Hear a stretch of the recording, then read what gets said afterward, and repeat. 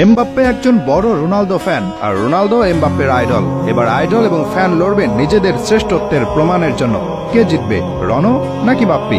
Football দুনিয়ায় Cristiano Ronaldo নামটি জলজল করছে 20 বছরেরও অধিক সময় ধরে। ছোট বয়সে ফুটবলের প্রতি গভীর প্রেম জন্মে তার জন্ম হয়েছিল একটি দরিদ্র পরিবারে, কিন্তু সচ্ছলতা বাধা হতে পারেনি রোনালদো ও তার ভালোবাসার মাঝে। কখনো রাস্তায়, কখনো স্থানীয় ক্লাবে খেলেছেন। এক পর্যায়ে তার প্রতিভা নজরে আসে স্পোর্টিং লিসবন দলের স্কাউটদের। তিনি যোগ দেন লিসবনের সেই ক্লাবটিতে।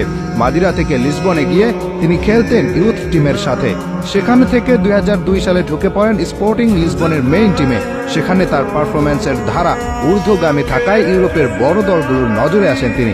অবশেষে 2003 সালে ম্যানচেস্টার ইউনাইটেড তাকে নিয়ে আসে ডেভিড বেকহামের রিপ্লেসমেন্ট হিসেবে।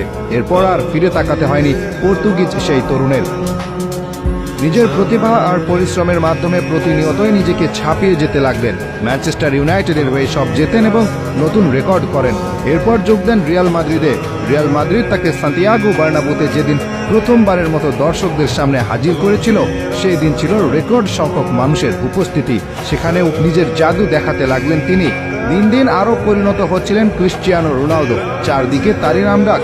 রাস্তায় রাস্তায় দেখা যেত তার জার্সি ছবি, দেখা যেত গোল করে বালকদের তাকে অনুসরণ করে সিইউ বলে সেলিব্রেট করা।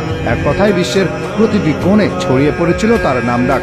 কতজন তাকে নিজের আইডল, নিজের ইন্সপায়ারেশন হিসেবে বেছে নিয়েছেন সে হিসেব করা অসম্ভব। তাকে আইডল মেনে বর্তমানে বিশ্ব কাঁপাচ্ছে এমন খেলোয়াড়দের সংখ্যাও কম নয়। তাদের মধ্যে কেউ কেউ তো জানান দিচ্ছে আগামীতে রোনালদো ফুটবল দুনিয়া শাসন না করলেও শাসকের আসনে রোনালদো ভক্তরাই থাকবে।